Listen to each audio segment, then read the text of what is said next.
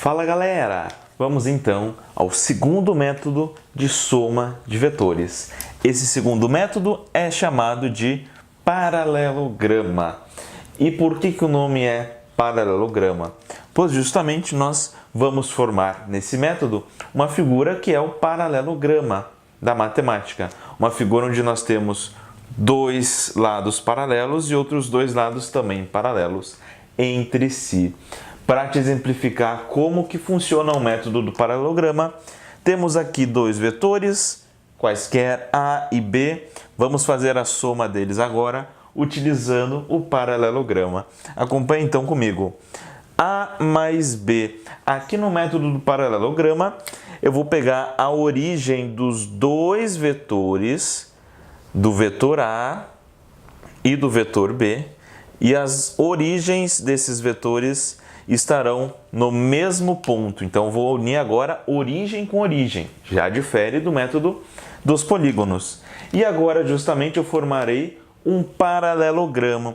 Como que eu vou formar essa figura? Acompanhe comigo, ó. A partir da extremidade do vetor A, eu traço um pontilhado paralelo ao vetor B. Daí que vem paralelogramo. E eu faço a mesma coisa no vetor B. A partir da sua extremidade, eu traço um pontilhado paralelo ao vetor A. Então, mais ou menos assim. Feito isso, tu percebeu que esses dois pontilhados, esses tracejados que eu acabei de traçar, acabaram por se encontrar naquele ponto, ok? O que vai ser o vetor resultante dessa soma? Vai ser justamente essa diagonal do paralelogramo. Esse que é o vetor resultante da soma do vetor A com o vetor B.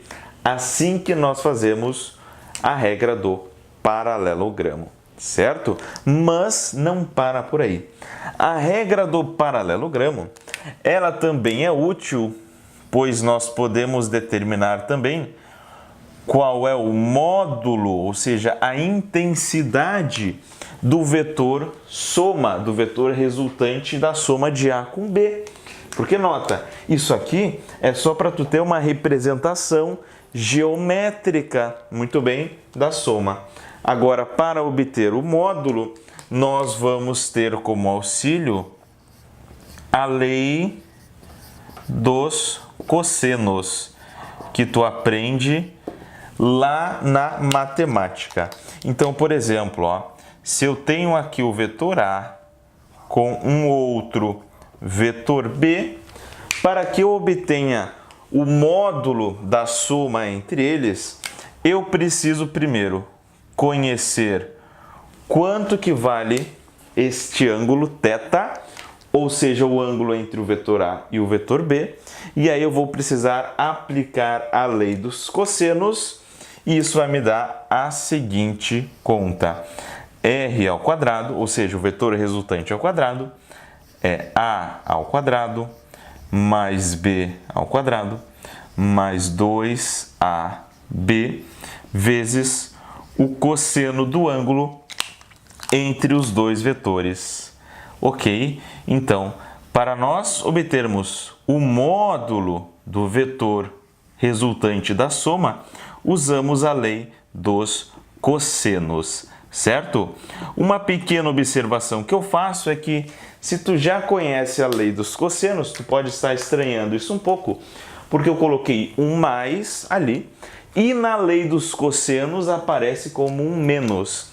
No próximo vídeo eu te explico por que aqui é mais ao invés de menos. Ok?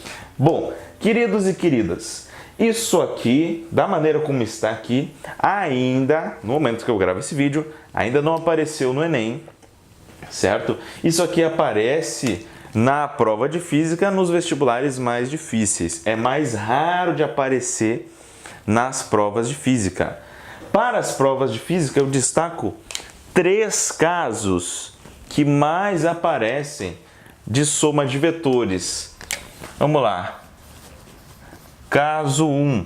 Vamos colocar aqui até como exemplos. Por exemplo, eu tenho uma caixa, um bloquinho. Eu tenho duas forças atuando sobre ela. Uma é de 5 newtons e outra é de 3 newtons. Uma é horizontal para a direita, outra horizontal para a esquerda. Quando nós tivermos, então, dois vetores em sentidos contrários e formos fazer uma soma vetorial, toma cuidado, isso é uma soma vetorial, o que nós temos que fazer? O módulo do vetor resultante vai ser 5 menos 3, 2 newtons e, obviamente, para a direita. Isso é uma soma vetorial, toma cuidado, hein? É uma soma vetorial.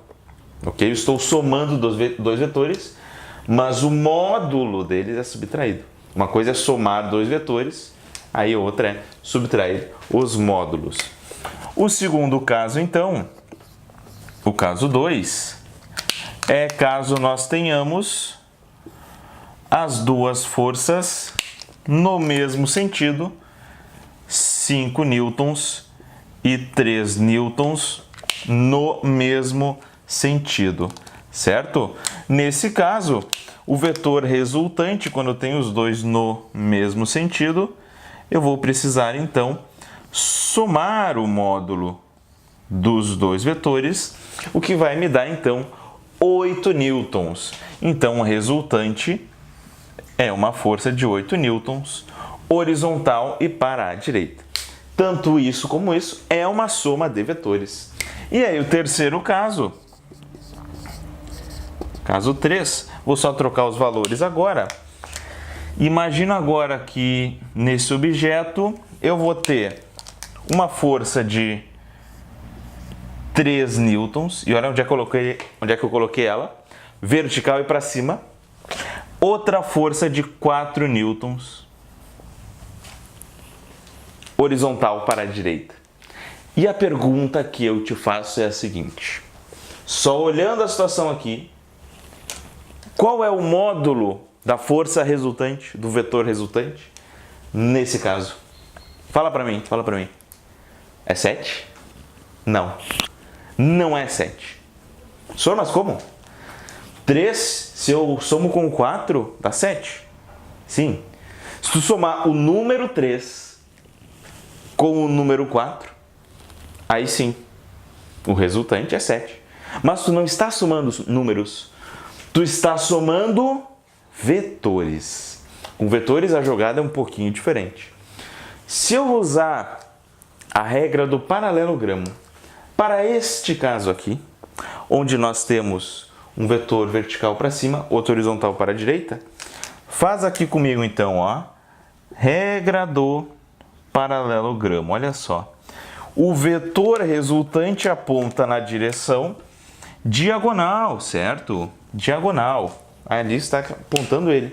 Aí a minha pergunta é: quanto que vale o módulo desse vetor aqui? Pô, como é que eu determino isso? Eu poderia usar a lei dos cossenos, seria útil, mas na verdade aqui nós temos um caso especial da lei dos cossenos. Porque tu imagina comigo, se eu pego esse vetor de 3 newtons, essa força de 3 newtons, desloco ela aqui, ó. Tu percebe que nós formaremos, olha só, um triângulo retângulo, famosa figura da matemática, em que o que nós temos aqui é, em preto, os dois catetos, 4 e 3, e queremos determinar a hipotenusa, que é o vetor resultante em azul. Triângulo retângulo combina com teorema de Pitágoras. Então usaremos o teorema de Pitágoras, e que inclusive esse triângulo lá da matemática, ele é pitagórico, se tu sabe bem, e o resultado vai dar então 5 newtons. Tu percebeu então que doido? Toma cuidado, hein? Se eu te pergunto então o seguinte: se tem uma força de 3 newtons e outra de 4 newtons atuando num corpo, a resultante é 7 necessariamente? Não. Por quê? Porque depende para onde estão atuando essas forças. Qual é o sentido delas? Qual é a sua direção? Certo? Então aqui, ó, para te lembrar, caso 3. Sempre que temos dois vetores perpendiculares um ao outro, certo? Um para cima, outro para a direita, outro para baixo, outro para a esquerda, tanto faz.